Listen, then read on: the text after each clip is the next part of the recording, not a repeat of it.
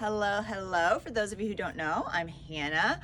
I'm the creator of the Align program. So today we're going to go over our assessments. So the assessment's going to be done before you start the program and then definitely after the program, but you can do it as self-checks any point in time. We're going to learn any kind of dysfunctions and imbalances in our bodies and how your body reacts to that. So your body has little cheats that it'll do, and we want to see where your body's cheating the most so we can help you address it. It's also going to get you to learn your body a little better. So when you're actually pulling your shoulders back, you know your shoulders are coming back, other things aren't happening, you know where your body is and what it's doing. So it's going to be very important to get you in the correct form in the saddle, and you're going to see why by the end of this. So you want to be able to stand against a wall for some of this. So our first point, we're just going to start from the bottom and work our way up. Dysfunctions can happen anywhere, but no matter where it starts, even if it starts in the middle, it's going to affect down and up because your body's all connected. And as you go through this program, you're going to see why, and we're going to take care of it. So we're going to start at our feet. So first, I want you to just start marching in place. March, march, march, and then stop. And I want you to look down at your feet and see where they're at. So you might notice you stand with your feet pointed out. That means you're definitely rolling in on the arches. So this is just kind of giving us a check note of where we're having issues. So march in place and then stand, how you naturally stand. So now you can see my left foot is turned out a little more than my right foot. That's something to note. And then I want you to start taking a look at your toes. Take a look at your toes. So it's going to be, get a little personal with yourself. Check to see if your big toe points out a little more, like right here where you could get bunions. Check your calluses if you get more on one side than the other. And as you're standing there, I want you to see what your big toes are doing. Are they facing your lesser, smaller toes? Are they starting to crowd your toes? And then are your lesser toes, your smaller toes, having to scrunch up because they're getting smushed? All that means is your arches of your feet are not working properly. So that means your ankle rolls in a little more. When your ankle rolls in, your knee rolls in, your hips roll in. So when we're in the saddle, that's right here. We're leaning forward, it's rolling us in. We can't have proper form. So again, we're just working and making our notes as we go along to check and see where we're at. So take a look at your feet. Are your feet overpronating, which means your arches aren't working correctly? So see how you're standing. Next, I want to go ahead and take a look at our calves. So you're gonna sit down for this part, and I just want you to press hard into your calf. So as you're here, I want you to take your thumbs and press into them. Is there any tenderness? Can you start to feel like right there's really tight on me? Do you feel any little knots in your muscles? I just want you to see if it's extra tender on one side, like right there is really tight. Start to notice any kind of tightness or nodules, things like that. Okay. Then we want to check the plantar fascia, which is the bottom of our feet. So as you're pressing into it, see if it's extra tight, if it's making your feet move, any tightness, soreness. Do it on both feet. See if there's one that's tighter than the other, things like that. All right, and take that mental check. Have your paper, write it down. All right. Now as we stand, I want you to get your feet straight. So you're gonna make sure they're really straight, hip width apart, and see what that feels like. Does it feel like now that your feet are really straight, do you feel like you're a little knock-kneed? Do you feel like your knees are caving in because you're making your feet straight? So these are, again, things you need to write down in your paper. So now we're gonna look at your knees. So this is best to do in shorts, things like that. Look at your knees, look at their placement on you, have yourself in the mirror, see where they're at. Does one dive in a little more than the other? Are they nice and even? Then look at the muscles on top of it. Do they look fairly even in size? So making sure that your quads are even in size compared to your knees, same with your calves, things like that. And you can do this just by looking in the mirror, making sure you're very balanced. And don't be afraid to mark it down, because most of the time you're gonna have one quad that's a little bigger than the other. It's just a stronger leg. Especially if you're mounting from the left all the time, that leg starts to become a little stronger. All right, now we're gonna do a little dynamic test. So you're gonna do a single leg squat, and you're just gonna go onto one foot. You're gonna put the other foot behind you and squat down. So what I want you to take note is, as you do this, does your knee really wobble? Is your ankle wobbling? Does your knee wanna go this way? Does it wanna go this way to help balance you?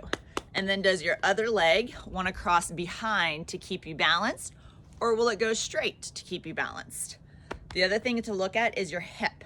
So as you do it, does your hip cock up to try to balance you and your knee go in? So those are things that we want to write down. Do it on both feet. As you can see, my left leg is worse than my right knee. So again, those are things to make note of. Take every little note that you can to really learn your body. So now we're going to sit back down and we're going to do some knee tracking. If you know your body fairly well, you know if your knees crackle and pop, things like that. But we want to place our hand on it, and we just want to bend our leg out. You're going to take your other hand and put it on top of your kneecap and move and in. So you're feeling that knee. You're feeling if your kneecap catches at any place, and you're feeling it if it's grinding. So mine definitely grind, but they pop right there, right there. So right as it's in the deep part, I'm getting extra pop, and this one pops worse, right there. So it's catching and not tracking correctly. So again, things to note. All right, so we're working our way up. We're onto our pelvis area. So if you're wearing shorts with just a regular waistband, you can take a look at your waistband here. See if the back sits higher than the front, or if you're nice and even as you're standing there. It's just something easy as you put your shorts on, easy to take a look at to see where you're at right there. That's a quick little test. A lot of times your back is gonna be higher than your front. So as you do that, you can see, if you're just standing there, you're gonna see the back waistband higher than the front waistband. So that means your pelvis is starting to tilt. Okay, so now we're gonna go against our wall. I want you to stand flush against the wall. As you do this, you're gonna be like, well, I don't wanna stick my feet on the wall. So that's your first thing. It's not comfortable for you to get your feet all the way back onto it, all right? So that's number one, right here. Your back doesn't wanna go against the wall. So I want you to stick your feet against the wall right here. Get your pelvis against the wall. And then I want you to slide your hand back through. So I can go easily to my wrist.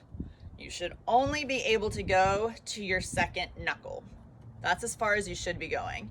So now to get yourself level, I want you to push your hands right on your waist right here. And as you look down, you can probably see your top finger. Now I want you to roll your hips. You're twisting your hips this way, pushing them forward until you can see at least your middle finger, okay? Then with your feet against the wall, right here, now slide through. And that fixes a lot of my issues right there. So now I'm just to about right here on my hand, all right? So I'm to the third knuckle, but it's better than my wrist. So I know at least how to get myself in the correct position. All right, so now as we're here, I want you have your feet straight.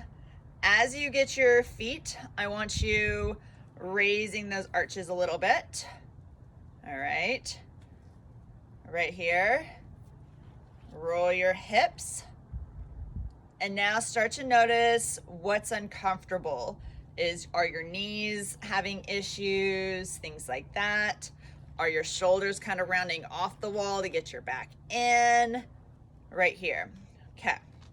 Now this next set is gonna be a little bit harder for you to do by yourself, but you can get a general understanding with how your upper body is with a mirror.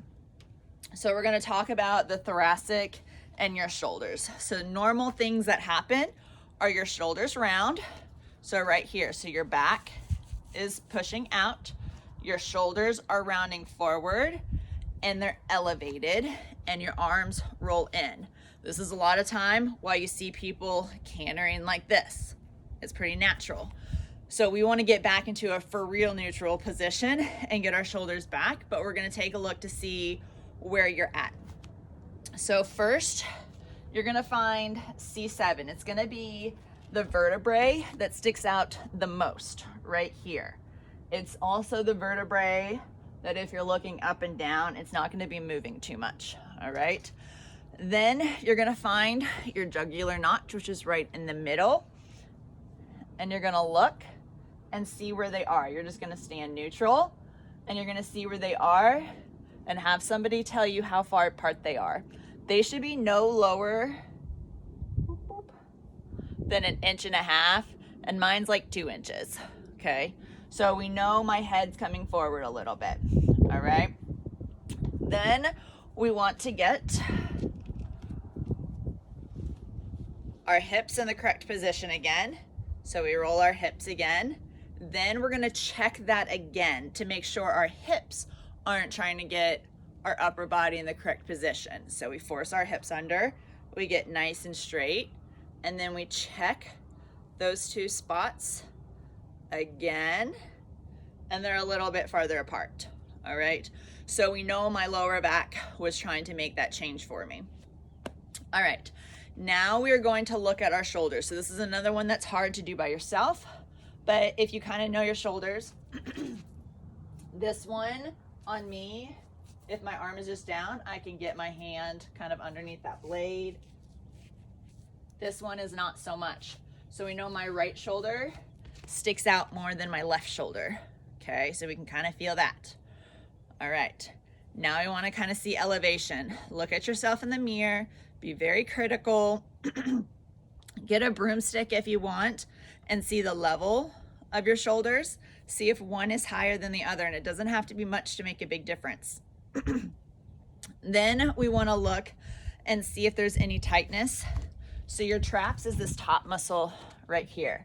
You're going to take your hand and you're going to pinch it, see if there's any big tightness. And there's a lot of big tightness in this one.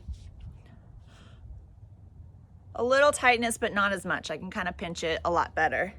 Then if you can, it's hard to do by yourself because you're going to have to raise your arms to do it, but you can have somebody pinch both of them and see if there's a difference in thickness. Okay, those are going to tell you if one's higher than the other for sure, things like that. Now we want to take a look at our arms, and we want them to hang down by our side, and you're just going to march, stand just like we did in the beginning. And I want you to take a look at your hands in the mirror. So a lot of times your hands get rotated in, and I want you to see how many knuckles you can see. So on my right hand, I can see to my second knuckle. My left hand isn't as bad. I can kind of see my second knuckle, but it's not as obvious as my right hand. What you want to be able to see is just your thumb and your first knuckle. They should naturally hang by your side in this position, which if you're riding, you want them in this position.